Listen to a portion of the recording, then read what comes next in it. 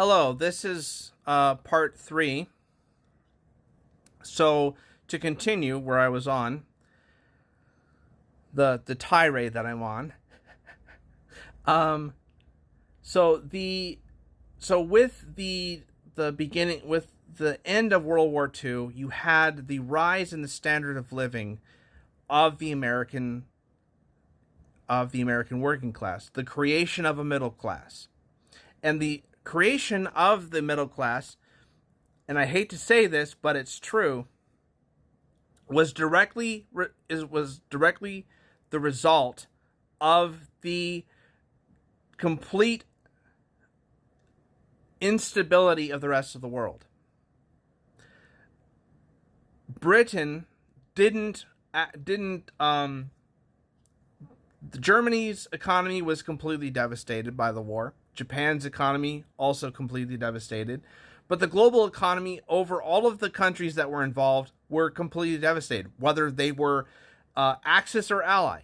We managed to benefit heavily from the instability in the and the we managed to benefit heavily from the instability in the global markets, because that provided us with we were the top dog in that race. And that's where you see the beginning of the American empire. Truly the beginning of the American empire is during the after World War II and the beginning of the 1950s. Throughout the 1950s and 1960s, you saw the United States flex their muscle against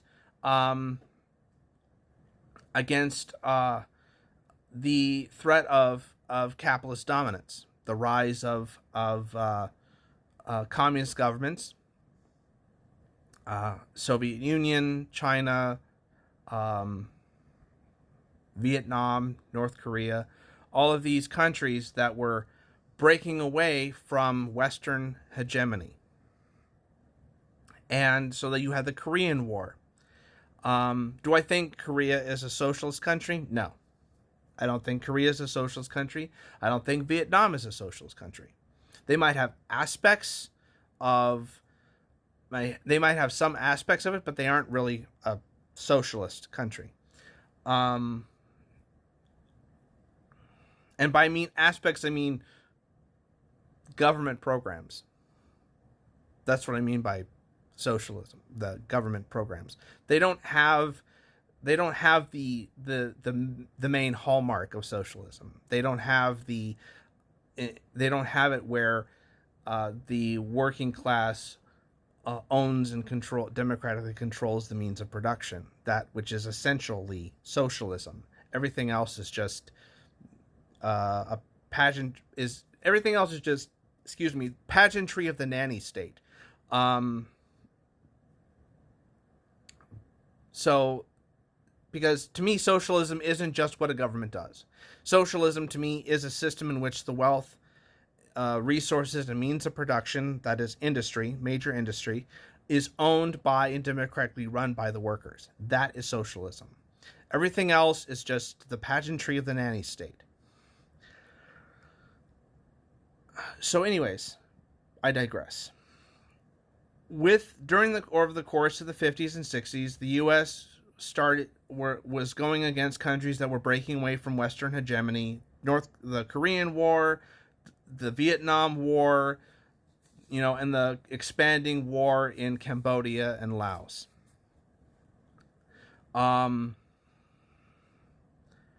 As far as Pol Pot is concerned, he was just a genocidal maniac. I never really thought that he was any kind of real leftist, but I digress. Anyways, so with that, you start to see a slight decline in the 1970s, and you see the decline through, for example, the issue with gas during the late 1970s, the gas shortages and stuff like that were having a major impact. Of course, that was rectified by switching over to the petrodollar, in which I believe that happened in the early 70s, actually, when they switched from the gold standard to the petrodollar, in which our economy, the value of our money, is entirely dependent on the exchange and demand of crude oil. That's where the value of our currency comes from. Now, because the exchange value of oil on the global market is based in dollars, that's what gives our currency its value. And of course, the money already in circulation. But that's why our fiat currency has the value it does. If the countries were to break away from the dollar and to say go to the yen, for example, our entire economy would collapse, because our entire economy is based upon the petrodollar. And so that the whole petrodollar thing provided the stability for the economy during the 80s and 90s. We were riding the wave of the petrodollar and the stability of foreign markets going forward throughout the 80s and 90s, and taking advantage of markets in Japan, taking advantage of markets in China. Richard Nixon's opening the door to Chinese manufacturing for American goods. That was directly the result of Nixon building his bridge with China. And that was also because of the Sino-Soviet split, in which Mao and Khrushchev broke in the late 50s, early 60s, I believe. They broke over differences in ideology, and so over Khrushchev's quote unquote revisionism. They broke with that, and so China was very economically isolated, and it opened the door for the working with the U.S. So that was another reason why the U.S. ended up working with China in the first place.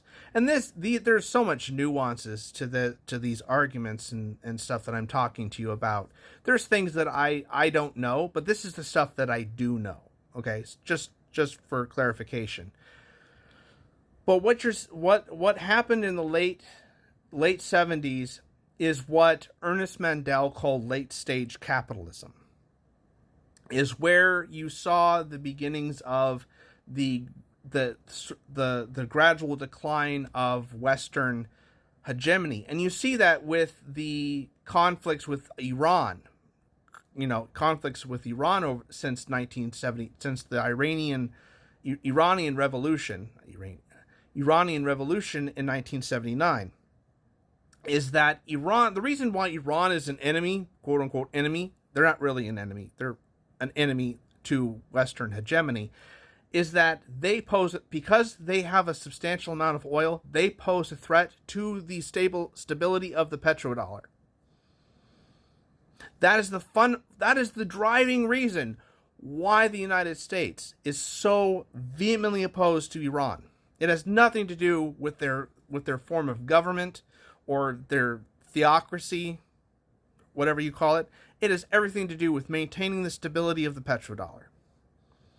But I will conclude this talk with part 4. Bye all.